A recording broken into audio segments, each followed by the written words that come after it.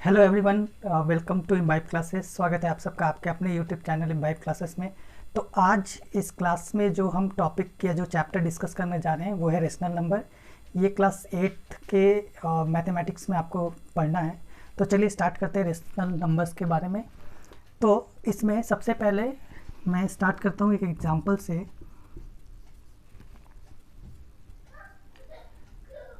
चलिए, अब जब मैंने एक इक्वेशन यहाँ पर लिखा है तो इस इक्वेशन में आप देख सकते हैं ये हमारा एक पार्ट है जिसको हम कहते हैं राइट हैंड साइड, और ये एक हमारा पार्ट है जो हमारा लेफ्ट हैंड साइड का है। अब अगर इस इक्वेशन में आप देखोगे सो x प्लस 2 इक्वल्स टू 11। यहाँ पर जो x है ये एक वेरिएबल है, करेक्ट, जबकि 2 जो है हमारा ये एक कांस्टेंट है जो ऑलरेडी हमारे पास दिया हुआ है। नाउ हमेशा LHS जो होता है वो RHS के बराबर होना चाहिए, यानी left hand side right hand side के बराबर होना चाहिए। अब इस इक्वेशन को अगर हम सॉल्व करते हैं तो x की वैल्यू क्या आएगी? x की वैल्यू आ जाएगी, आप अगर x प्लस 2 इक्वल्स टू 11 है तो x इक्वल टू आ जाएगा 9, करेक्ट। अब आप देखिए यहाँ पर जब 9 आया है तो 9 क्या है? एक नेचुरल नंबर है। अब नेचुरल नंबर की हेल्प से हमने इस इक्वेशन को सॉल्व कर लिया। लेकिन अगर मैं अब एक दूसरा एग्जांपल लूँ, और आप ये जब मैंने कहा कि left hand side right hand side के बराबर होता है, तो आप ये कर सकते हैं अगर इसको प्रूफ करना चाहें तो x की जगह पे अब आप क्या करें? 9 रख दें, 9 प्लस 2 करें तो आप देखेंगे यहाँ भी 11 है और यहाँ भी 11 है। इक्वेशन में हमेशा दोनों साइड बराबर होना चाहिए। इस इक्वेशन को तो हमने सॉल्व कर दिया, x की वैल्यू जान ली नेचुरल नंबर की हेल्प से। चलिए अब हम एक दूसरे एग्जाम्पल की बात करते हैं। अब अगर हमारे पास दूसरा एग्जाम्पल हो x प्लस 5 इक्वल्स टू 5। अब अगर ये एग्जाम्पल है तो यहाँ पर x की वैल्यू क्या आएगी? यहाँ पर x की वैल्यू हो जाएगी 0, करेक्ट। अब 0 जो है एक होल नंबर है। नेचुरल नंबर जब भी स्टार्ट होता है वो 1 से स्टार्ट होता है, राइट। जब होल नंबर की बात करते हैं तो इसमें 0 से स्टार्टिंग होती है और इस तरह से ये चलता जाता है। तो ये भी इक्वेशन हमने जो है होल नंबर की हेल्प से सॉल्व कर लिया है। लेकिन अब चलिए एक तीसरे एग्जाम्पल के बारे में बात करते हैं। अब एक तीसरा एग्जाम्पल हमारे पास है x प्लस, ये तीसरा एग्जाम्पल है x प्लस 18 इक्वल्स टू 5। अब अगर हम इस इक्वेशन को सॉल्व करेंगे सो x की वैल्यू क्या आएगी? 5 माइनस 18, सो x की वैल्यू यहाँ पर आ जाएगी -13, करेक्ट। अब ये माइनस में हमारे पास आ गया, तो ये ना तो होल नंबर है ना ही ये नेचुरल नंबर है। ये क्या है? ये है इंटीजर। तो ये इंटीजर्स में आपके ये सारे वैल्यूज आते हैं। इंटीजर्स के बारे में अगर आप और भी कुछ पढ़ना चाहते हैं तो मैंने 7th क्लास के लिए एक वीडियो बनाई हुई है, आप वो देख सकते हैं, राइट। उसमें बेसिक्स सारे बताए हुए हैं, लिंक डिस्क्रिप्शन में है, तो आप वहाँ से वो वीडियो देख सकते हैं। बट इंटीजर्स में आपको बता दूँ, हमेशा क्या होता है जब सारे नेचुरल नंबर, करेक्ट, जितने भी सारे नेचुरल नंबर होते हैं वो प्लस 0 प्लस ये नेचुरल नंबर के जो नेगेटिव्स होते हैं, वो जो नेगेटिव नंबर होते हैं नेचुरल नंबर, ये जो होते हैं ये सारे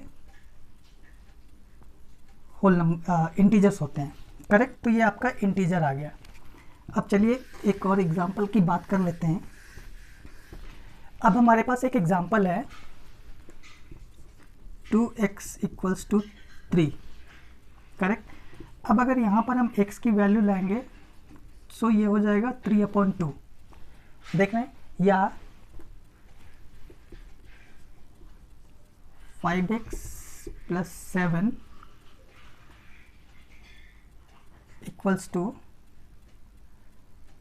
2 कर लेते हैं। सो 5x इक्वल्स टू 2 माइनस 7। अगर हम इसको और सॉल्व करते हैं सो दिस विल बी -5 और x इक्वल्स टू -5/5, सो ये -1 आ गया। तो ये सारे जो हैं वो आपके -1 भी एक रेशनल नंबर है, राइट, करेक्ट। तो अब अगर इस तरीके का कोई वैल्यू आया है, हालांकि चलो इस एग्जांपल में तो नहीं आया है, हालांकि हम इसको अगर इस एग्जांपल को अगर हम समझते हैं, या इसी एग्जांपल की जगह पे अगर हमने 5x + 7 पर अगर हम इसको 0 ले लेते हैं, सो 5x की वैल्यू क्या हो जाएगी -7, x की वैल्यू हो जाएगी -7/5, ठीक है। तो अगर हम इस एग्जांपल को देखते हैं तो जो ये आपका आया है रिजल्ट, इसे हम कहते हैं रेशनल नंबर, राइट। सो रेशनल नंबर हमेशा जो होता है वो P/Q के फॉर्म में होता है। P/Q में Q जो होता है वो 0 नहीं होना चाहिए एंड P और Q जो होता है वो इंटीजर्स होने चाहिए। इसको हम कहते हैं रेशनल नंबर, करेक्ट।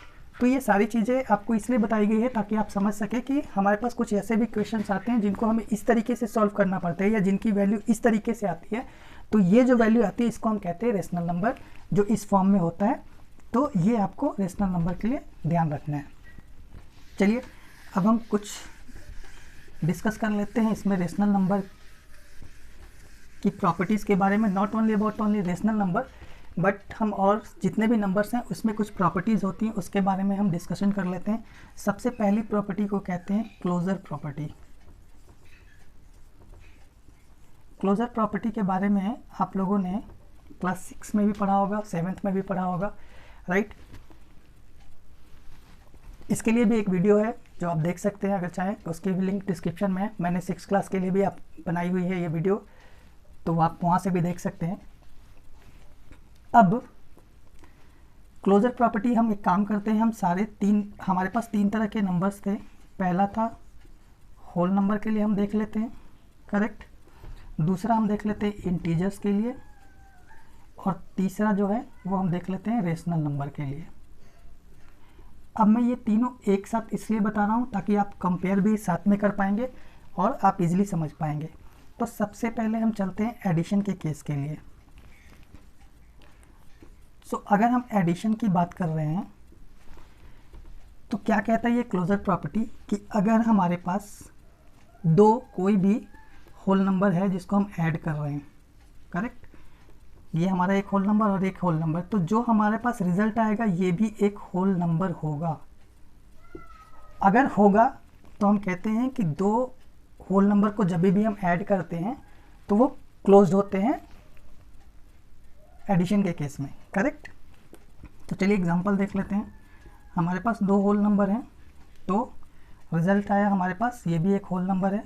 कोई सा भी आप होल नंबर उठाकर देख लें, ये भी एक होल नंबर है और ये भी एक होल नंबर है। तो आप हर केस में देखते हैं जब भी हम 2 होल नंबर को ऐड कर रहे हैं तो जो हमारे पास रिजल्ट आ रहा है वो भी क्या हो रहा है, एक होल नंबर ही हो रहा है, करेक्ट।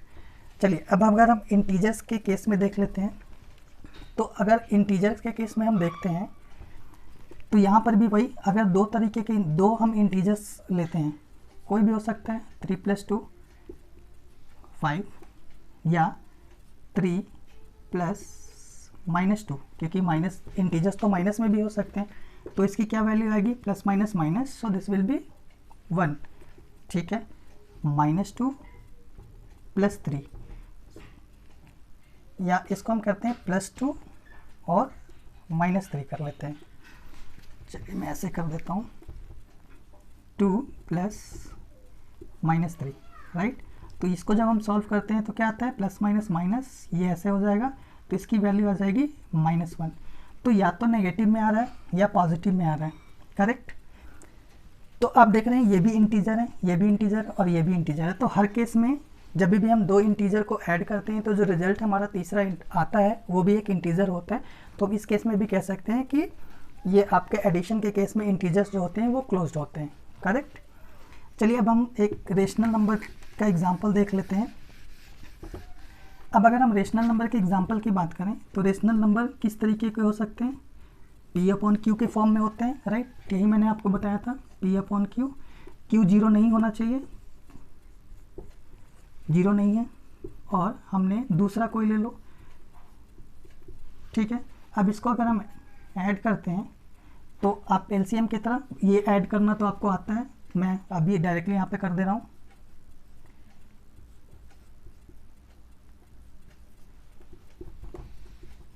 तो आप देखेंगे हमारे पास जो रिजल्ट आया वो क्या है, एक रेशनल नंबर ही है ये rational number P upon Q के फॉर्म में, करेक्ट। चलिए अब अगर इसी में यहाँ पर माइनस होता तो भी हम इसी तरीके से करते। अब हम इसको डायरेक्टली सॉल्व करते हैं। 5 10 प्लस 3 12, ठीक है। ये क्या हो जाता है 10 plus minus minus 12 15, so minus 2 upon 15, तभी भी एक रेशनल नंबर है, करेक्ट। तो हर केस में अगर आप देख रहे हैं तो एडिशन के केस में अगर दो रेशनल नंबर को हम ऐड करते हैं तो जो रिजल्ट आता है वो एक रेशनल नंबर होता है, यानी टू रेशनल नंबर भी जो होते हैं वो क्लोज होते हैं एडिशन के केस में। तो चलिए ये तो हो गया एडिशन का केस। अब हम समझ लेते हैं सब्ट्रैक्शन के केस के लिए। सब्ट्रैक्शन के केस में क्या होगा, यहाँ पर कहा जाएगा कि तो जब भी होल नंबर को हम माइनस करेंगे तो जो तीसरा होल ये जो आएगा रिजल्ट ये भी एक होल नंबर होना चाहिए, करेक्ट। सेम तो यहाँ पर अगर मैंने 3 - 2 किया सो 1 इज़ होल नंबर, करेक्ट। लेकिन अगर मैंने 2 - 3 किया तो ये -1 हो जा रहा है, -1 is not a whole number, correct. तो सब्ट्रैक्शन के केस में होल नंबर के लिए हम कह सकते हैं कि जब भी हम दो होल नंबर को माइनस करते हैं तो वो क्लोज्ड नहीं होते हैं, क्योंकि अगर क्लोज्ड होता तो यहाँ पर एक होल नंबर आता, तो ये नहीं होता है, करेक्ट। तो यहाँ पर आपके लिए सब्ट्रैक्शन के केस में ये नहीं होगा। इंटीजर्स के केस में देख लेते हैं। चलिए अब अगर हम इंटीजर के केस की बात कर रहे हैं तो यहाँ पर भी सेम ये आना चाहिए। चलिए देख लेते हैं। हमारे पास एक है 3, अगर यही केस हम यहाँ पर भी बात करें तो वैल्यू आ जाएगी 3 - 2, जब हमने किया है तो ये 1 हुआ है, एक इंटीजर है। 2 - 3 किया है तो -1 है, इंटीजर ही है, करेक्ट। तो यानी इस केस में अगर आप देख रहे हो तो सब्ट्रैक्शन के केस में इंटीजर्स को अगर हम माइनस करते हैं तो जो हमारा रिजल्ट आता है वो क्लोज्ड होता है, क्लोज्ड कहा जाएगा, क्योंकि यहाँ पर रिजल्ट जो है हमारा वो एक इंटीजर ही आ रहा है, करेक्ट। चलिए अब अगर हम रेशनल नंबर की बात करते हैं, अब अगर रेशनल नंबर की हम बात करते हैं तो रेशनल नंबर में हम एक एग्जांपल ले लेते हैं। हम अभी सब्ट्रैक्शन देख रहे हैं 3 - 2 और यहाँ पे कर लेते हैं 5 7 7 21 2 10, ये एक रेशनल नंबर है, करेक्ट। अब अगर यही हमारे पास 5/2 - 2/7, या चलिए हम यहाँ पर 4 कर लेते हैं।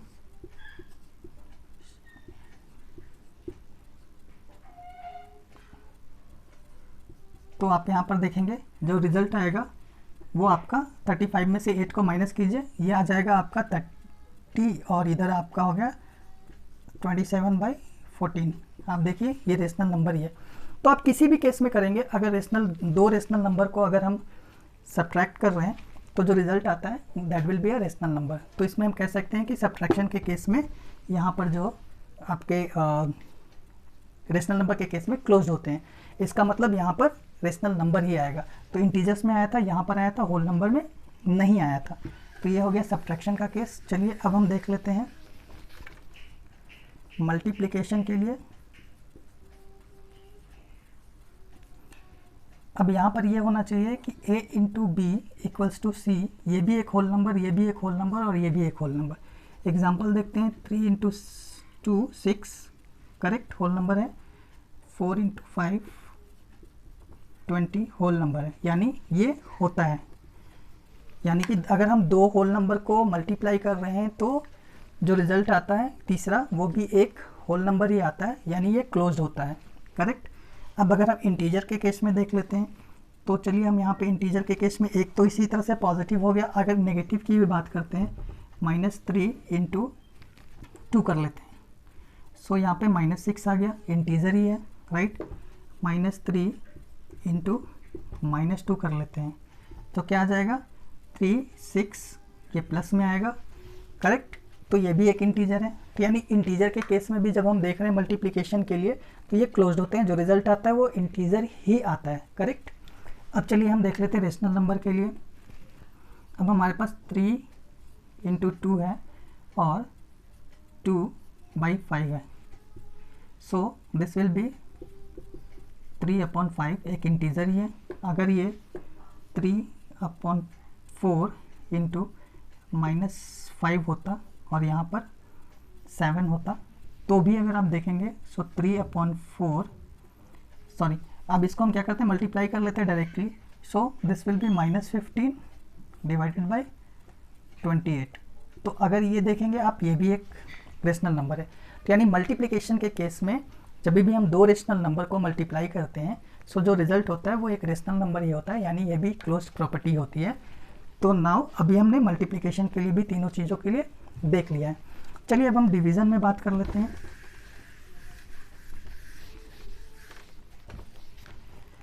तो अगर अब हम डिवीज़न में बात कर रहे हैं तो यहाँ पर होना चाहिए कि जब भी अगर इस तरीके का हम a डिवाइडेड बाई b कर रहे हैं तो c जो आना चाहिए वो होल नंबर आना चाहिए। करके देखते हैं। 3, सबसे पहले आपको एक केस बताता हूँ जहाँ पर होता है। अगर सपोज करो हमारे पास ये होता तो ये तो एक होल नंबर है, लेकिन हमारे पास ये होता 2 डिवाइडेड बाई 3, तो क्या ये होल नंबर आएगा? नहीं आएगा, ये कहीं ना कहीं फ्रैक्शन में जाएगा या डेसिमल्स में जाएंगे। तो यानी होल नंबर को अगर हम डिवीज़न के केस में देख रहे हैं तो जब भी दो होल नंबर को हम डिवाइड करते हैं, यानी एक होल नंबर को दूसरे होल नंबर से डिवाइड करते हैं, तो जो रिज़ल्ट आता है वो एक होल नंबर होगा, ऐसा ज़रूरी नहीं है, यानी ये क्लोज्ड नहीं होता है। तो होल नंबर के केस में तो नहीं होता है। अब चलिए इंटीजर के केस में हम देख लेते हैं। अब अगर इंटीजर के केस में हम देखते हैं तो हमारे पास डिवीज़न है, तो डिवीज़न तो हम एक तो हमारे पास इसी तरह का आएगा ऑप्शन, जहाँ पे हमने पॉजिटिव के लिए देख लिया, ठीक है। अब अगर -3 डिवाइडेड बाई 4 होता तो ये क्या होता, कहीं ना कहीं आपका फ्रैक्शन में आता या फिर डेसिमल्स में आता, तो ये भी नहीं होगा राइट। या अगर हम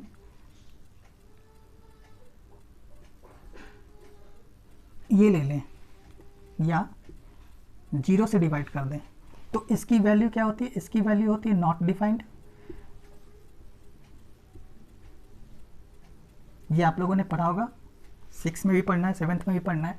और अगर इसके बारे में और भी जानना चाहते हैं कुछ तो आप देख सकते हैं। अभी मैंने जो हमारा मैंने रिसेंट वीडियो डाली थी 6th क्लास के लिए, आप उसमें वहाँ पर जाके देख सकते हैं, उसका भी लिंक डिस्क्रिप्शन में है, तो वहाँ से देख सकते हैं। ये नॉट डिफाइंड है, नॉट डिफाइंड है यानी कि अब आप बता सकते हैं कि इंटीजर के केस में अगर हम एक इंटीजर को दूसरे इंटीजर से डिवाइड करते हैं तो ऐसा ज़रूरी नहीं है कि जो रिज़ल्ट आएगा वो एक इंटीजर ही होगा, तो ये भी क्लोज्ड नहीं होता है। रेशनल नंबर के केस में भी देख लेते हैं। अब इसमें सिंपल सी बात है कि अगर रेशनल नंबर है हमारे पास 3/2 है और इसको हमें डिवाइड करना है 0 से, डायरेक्टली हम 0 पे केस पे देख लेते हैं। तो मैंने कहा है कि कभी भी अगर किसी भी, ये तो हमारा एक रेशनल नंबर है, यानी अगर ये है और इसको हमने डिवाइड किया 0 से तो इसकी वैल्यू फिर से अनडिफाइंड हो जाएगी, करेक्ट। तो यानी यहाँ पर भी ये फॉलो नहीं होता है, यानी एक रेशनल नंबर को दूसरे रेशनल नंबर से हम डिवाइड करेंगे तो ज़रूरी नहीं है कि जो रिज़ल्ट होगा वो एक रेशनल नंबर ही होगा। तो अभी हमने क्लोजर प्रॉपर्टी जो है वो देख ली है, होल नंबर के लिए भी, इंटीजर्स के लिए भी एंड रेशनल नंबर के लिए भी। अभी हमें इसमें कम्यूटेटिव प्रॉपर्टी, एसोसिएटिव प्रॉपर्टी है वो भी देखनी है। तो अभी इस वीडियो में इतना ही। अभी आपको जो रेस्ट जितने भी हमारे टॉपिक हैं, जैसे जो भी प्रॉपर्टी हैं, वो मैं दूसरे वीडियो में आपको डिस्कस करूँगा। तो तब तक के लिए अगर आपको वीडियो अच्छी लगती है, वीडियो को लाइक कीजिए, चैनल को सब्सक्राइब कीजिए और मिलते हैं अगले वीडियो में। Thank you.